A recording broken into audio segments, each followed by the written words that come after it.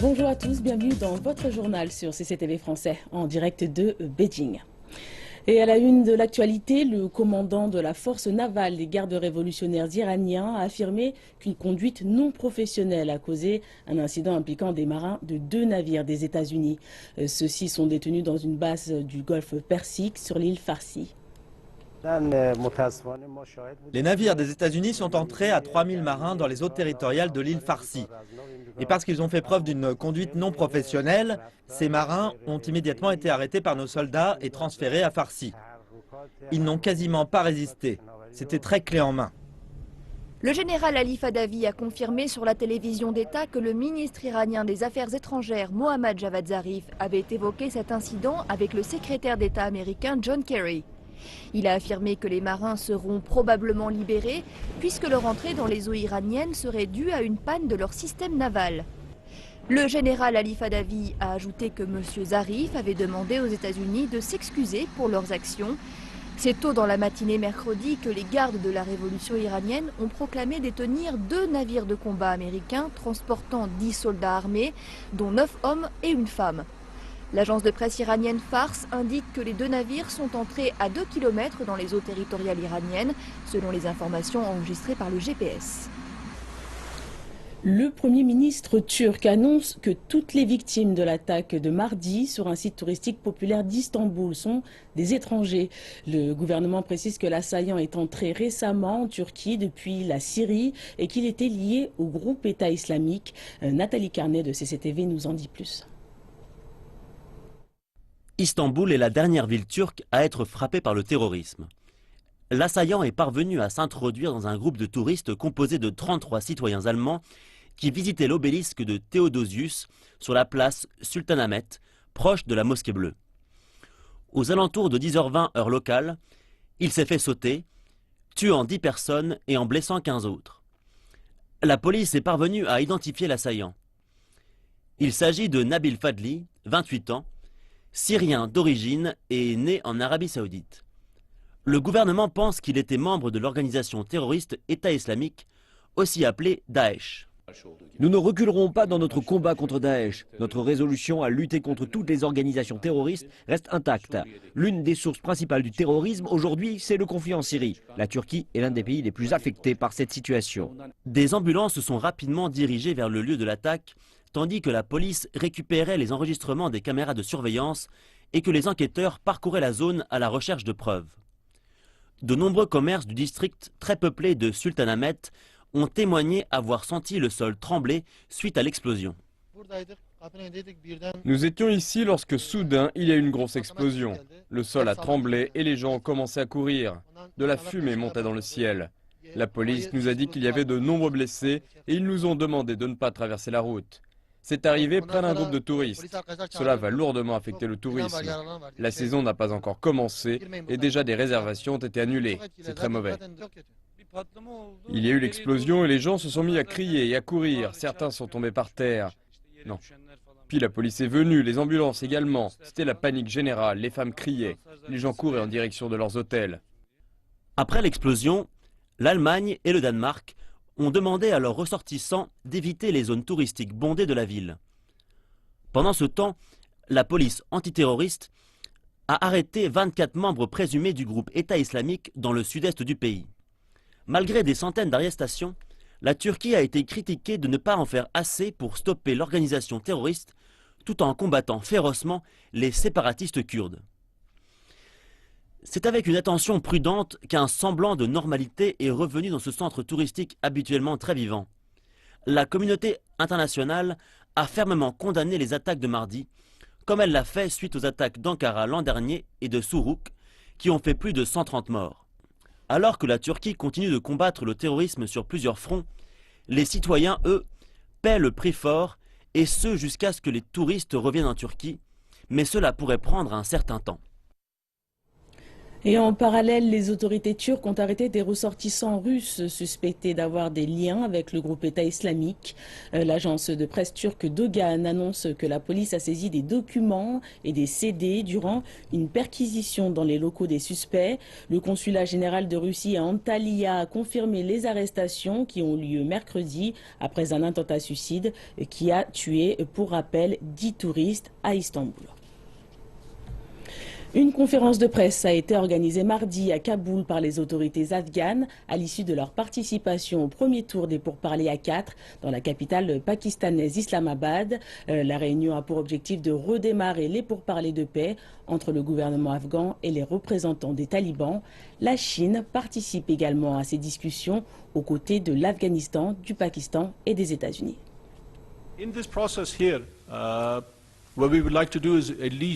Dans ce processus, la Chine a deux rôles spécifiques à jouer. L'un est de s'assurer que la Chine peut fournir une légitimité au processus.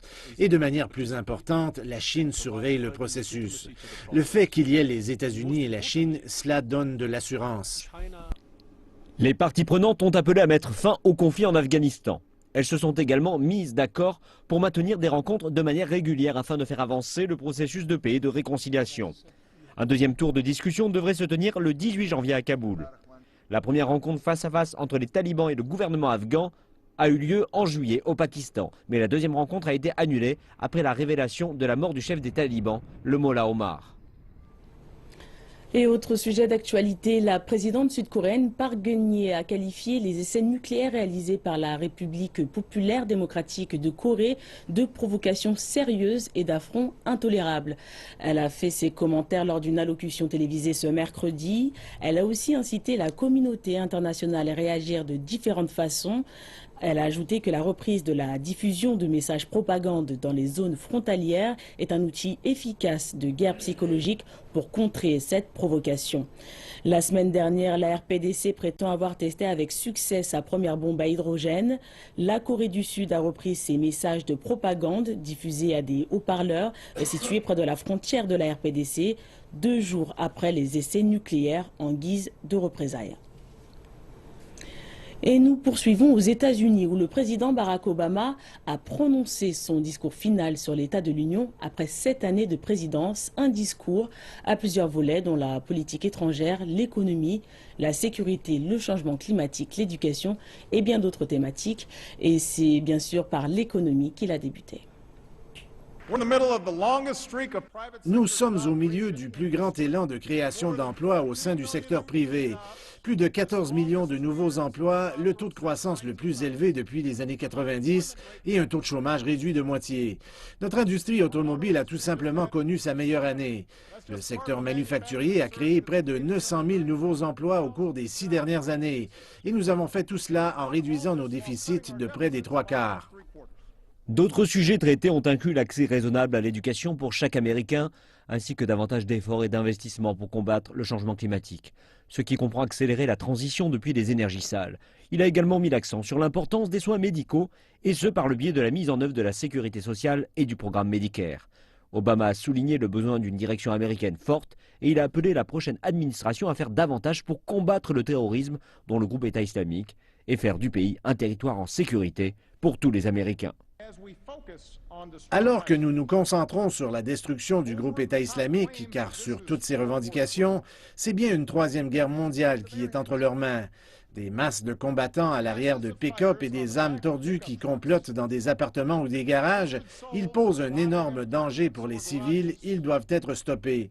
Mais ils ne menacent pas notre existence nationale. Merci de nous retrouver pour la deuxième partie de cette édition. Nous poursuivons avec de l'actualité économique présentée par Jonathan Messina.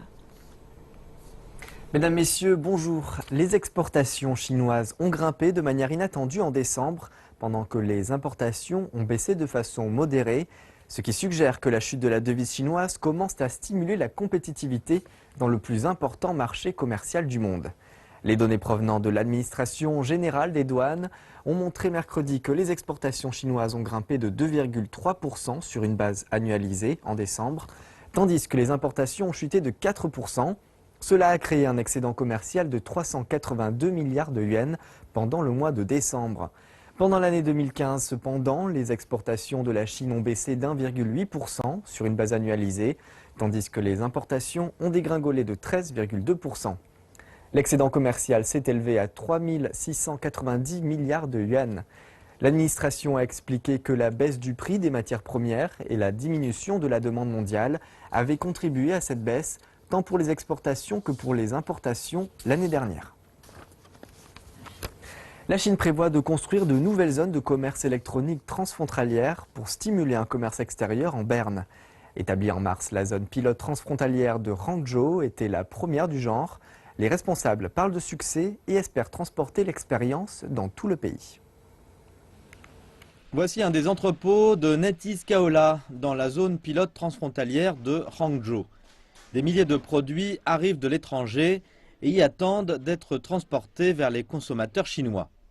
Avec l'aide des mesures innovantes offertes par la zone, l'entreprise dit que ses affaires ont connu un fort succès ces derniers mois. Ici à Hangzhou, nous bénéficions de services de douane 24 heures sur 24, 7 jours sur 7, ce qui améliore beaucoup notre efficacité. Au lieu d'avoir à contacter les différents départements des douanes, de l'inspection et de la quarantaine, les entreprises n'ont qu'une seule manipulation à faire en ligne. Les transactions électroniques transfrontalières de Hangzhou ont connu une croissance exponentielle en seulement un an. Le chiffre d'affaires était de moins de 20 millions de dollars en 2014 et il a explosé pour atteindre 3 milliards en novembre 2015. Ce succès a aussi bénéficié aux autres entreprises de la région. Nous fournissons des services de logistique. Avec la forte croissance du secteur de la logistique, notre capacité est passée de 1300 commandes par mois à 1 million par mois. Et les membres du personnel sont aussi passés de quelques dizaines à 7000. Afin de construire une chaîne industrielle et écologique, les différents départements gouvernementaux échangent un flux d'informations et améliorent ainsi leur efficacité opérationnelle. Depuis le mois de mars dernier, les douanes de Hangzhou se sont coordonnées avec d'autres départements du gouvernement, émettant 15 politiques préférentielles de soutien au commerce électronique transfrontalier. Cette expérience et ces mesures peuvent servir de référence aux futures zones pilotes. Le ministère chinois du commerce a précisé que plus de 200 000 entreprises faisaient du commerce électronique transfrontalier en Chine via plus de 5 000 plateformes de e-commerce. Le chef de l'exécutif de Hong Kong, Leung Chun-ying, a présenté son rapport politique annuel devant le Conseil législatif du gouvernement de la RAS de Hong Kong. Le rapport porte sur les plans de développement de Hong Kong pour l'année 2016 dans les domaines de l'économie, des finances, de la logistique, du tourisme, de l'innovation ainsi que de l'initiative Une ceinture et une route. Monsieur Leung a déclaré que Hong Kong allait devoir lancer de nouvelles politiques de soutien au développement du 13e plan quinquennal de l'État.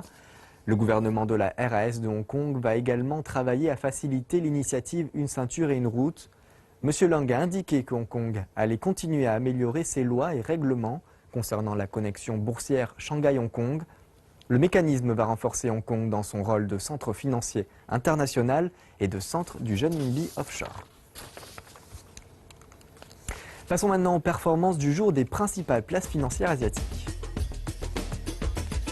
Les bourses chinoises ont poursuivi leur tendance vers le bas. L'indice composite de référence de la bourse de Shanghai des actions A a clôturé à 3087,20 points en baisse de 2,43% et l'indice des actions B a clôturé à 355,40 points en baisse d'1,11%. L'indice de la bourse de Shenzhen des actions A fini à 1872,68 points, soit une baisse de 3,47%. L'indice des actions B a clôturé à 1174,13 points, en baisse d'1,08%. La bourse de Tokyo a nettement rebondi mercredi pour inscrire sa première hausse de l'année 2016, soutenue par une statistique commerciale chinoise meilleure que prévu. L'indice Nikkei a gagné 2,88% à 17 715,63 points. Nous enchaînons avec les taux de change, les prix du pétrole et ceux des métaux précieux.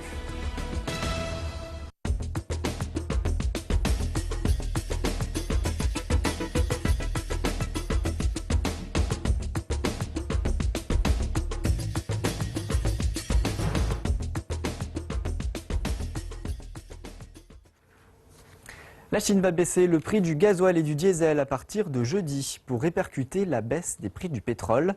La Commission nationale pour le développement et la réforme a annoncé mercredi que le prix du gasoil allait baisser de 140 yuan la tonne et le diesel de 135 yuan la tonne. La CNDR avait suspendu 2 propositions de réajustement des prix pour améliorer le mécanisme de fixation des prix introduit en 2013. C'est la première fois depuis 77 ans que le Mexique ouvre son marché du pétrole aux investisseurs étrangers et privés. Ceux-ci doivent cependant se méfier des problèmes récurrents que sont l'extorsion et le vol de pétrole. Reportage. C'est l'un des endroits les plus prometteurs de la planète en matière de prospection pétrolière. Mais celle-ci peut se révéler des plus dangereuses et suscite donc des inquiétudes. Le Mexique ouvre pour la première fois depuis 77 ans son industrie pétrolière aux investissements étrangers et privés. Reste à savoir si les investisseurs internationaux sont prêts à prendre des risques pour travailler dans ce pays. Des entreprises canadiennes et néerlandaises ont été les premières à décrocher des contrats onshore dans l'est du Mexique au début du mois de janvier. Mais ce privilège s'accompagne de certains risques.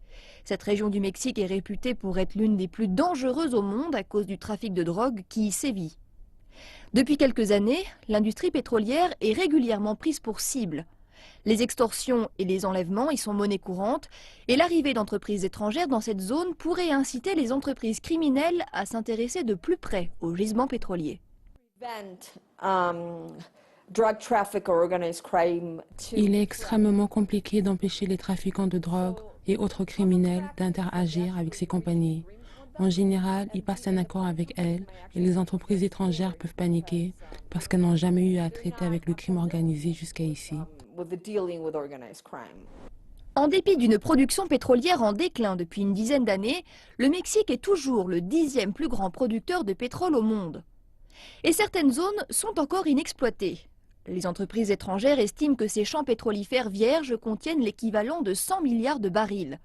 Mais ce ne sont pas les menaces d'enlèvement ou d'extorsion dont doivent se soucier le plus les compagnies étrangères. C'est du vol de pétrole. Le gouvernement mexicain a révélé qu'1 milliard de dollars de brut avait été siphonné par des criminels en 2015, soit une hausse de 43% par rapport à 2014. Certaines entreprises canadiennes vont souffrir. Il sera trop dangereux et trop coûteux pour elles de rester dans ces zones où sévit le crime organisé. Les mafieux réclament de très fortes sommes et les entreprises vont ressentir une énorme pression. Elles savent qu'on va leur demander de plus en plus d'argent. Prenant sérieusement en compte ces problèmes de vol de pétrole et d'extorsion pour les compagnies étrangères, le gouvernement du président mexicain Enrique Peña Nieto a promis de protéger leurs intérêts. Il a lancé une force de sécurité fédérale qui a combattu efficacement les extorqueurs. Mais cela ne sera sans doute pas suffisant, les entreprises embauchant elles-mêmes leurs propres agents de sécurité. Des années de violence, de conflits et de guerres ont mis en péril l'économie syrienne, mais menacent aussi le patrimoine culturel du pays.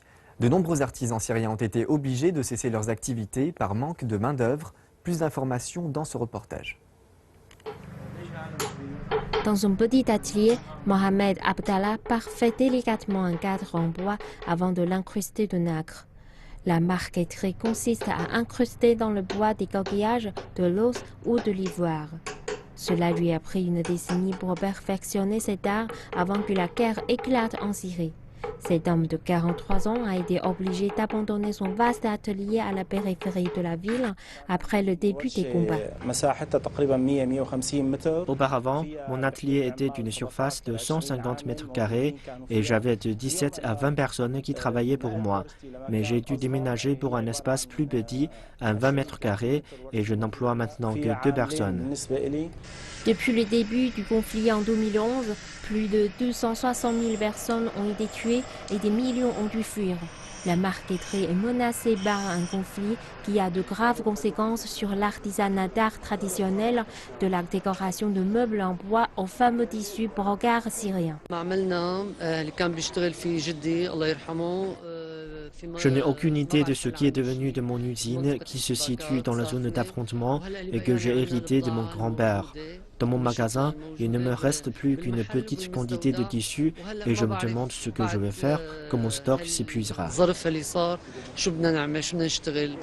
Les motifs artisanaux étaient populaires parmi les touristes et leur vente générait 12% du PIB syrien avant la guerre. Le brocart grouillait de visiteurs qui découvraient les tissus faits à la main. Malgré les difficultés rencontrées, le propriétaire continue de travailler dur. Contrairement à certains de mes collègues qui ont fermé leur atelier, je travaille toujours parce que j'exporte mes produits en Europe. C'est mon seul moyen de survie et d'exercer ma profession.